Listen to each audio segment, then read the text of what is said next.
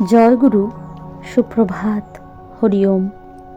ওম অখণ্ড সংহিতা বা অখণ্ড মণ্ডলেশ্বর শ্রী শ্রীমৎ স্বামী স্বরূপানন্দ পরমহংসদেবের অমৃতময় উপদেশবাণী একবিংশ খণ্ড। সমালোচনা। বগুড়া জেলা অন্তর্গত গোবিন্দপুর নিবাসী জনৈক পত্রলেখকের পত্রের উত্তরে শ্রী শ্রী বাবামুনি লিখিলেন, সমালোচনার হাত এড়াইতে হইলে সমালোচনা সত্ত্বেও কাজ করিয়া যাইতে হইবে। কে সমালোচনা করিল তাহাও জানিবার প্রয়োজন নাই, কিন্তু কি সমালোচনা করিল তাহা জানিতে দোষ নাই। বরং অনেক সময় সমালোচকেরা আমাদের কাজের দোষ ত্রুটি ধরিয়া দিয়া আমাদের উপকারই করিয়া থাকেন। আমরা সাধারণত নিজেদের কাজকর্মকে অনুকূল দৃষ্টিতেই দেখিয়া থাকি, কিন্তু প্রতিকূল দৃষ্টিতে আমাদের কাজকে কে কিরূপ দেখিতে পাইতেছে তাহাও কম চিত্তাকর্ষক নাটক নহে। নাট্যকার বা উপন্যাস রচয়িতা সংসারকে নিজের দৃষ্টিতে দেখিয়া থাকেন। আমরা তাহা দেখিতে বা পাঠ করিতে কম কৌতুক অনুভব করি না।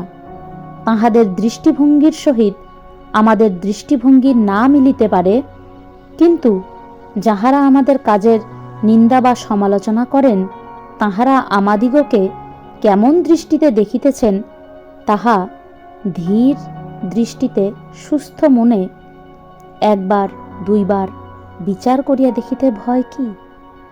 সমালোচিত হয় না মাত্র তাহাদের কাজ যাহারা কিছুই করে না, বা করিলেও যাহাদের কাজের খবর কেহই জানিতে পারে না।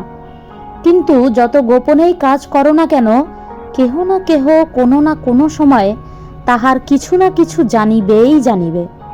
সুতরাং স্বপক্ষে হোক আর বিপক্ষেই হোক, সদিচ্ছায় হোক আর দুষ্ট বুদ্ধি প্রণোদিত হইয়াই হোক, সমালোচনা একদা কিছু হইবেই হইবে। সুতরাং সমালোচকের ভয়ে কাজ করিব না ইহা হইতে পারে না। কাজ নিশ্চয়ই করিব এবং দ্বিধাহীন চিত্তে করিয়াই যাইব। সকলের সকল সমালোচনাকে স্তব্ধ বা ব্যর্থ করিয়া দিবার ইহাই শ্রেষ্ঠ উপায়। পরিস্থিতির দাবি বুঝিয়া কাজের গতি প্রকৃতি বেগাবেগ প্রভৃতির রূপান্তর কাল হইতে কালান্তরে নিশ্চয়ই ঘটিতে পারে, কিন্তু আমাদের কাজ নিয়া লোকের রসনা চঞ্চল বলিয়াই আমরা আমাদের করযুগকে শিথিল ও নিস্তব্ধ করিয়া দিব, এমন কথা স্বপ্নেও ভাবিতে পারি না। আমাদের কল্পনা সুদূর প্রসারিণী। আমরা দিগন্তের অনেক ওপারে দৃষ্টি নিক্ষেপ করিয়া প্রতিটি পদক্ষেপ করিতেছি।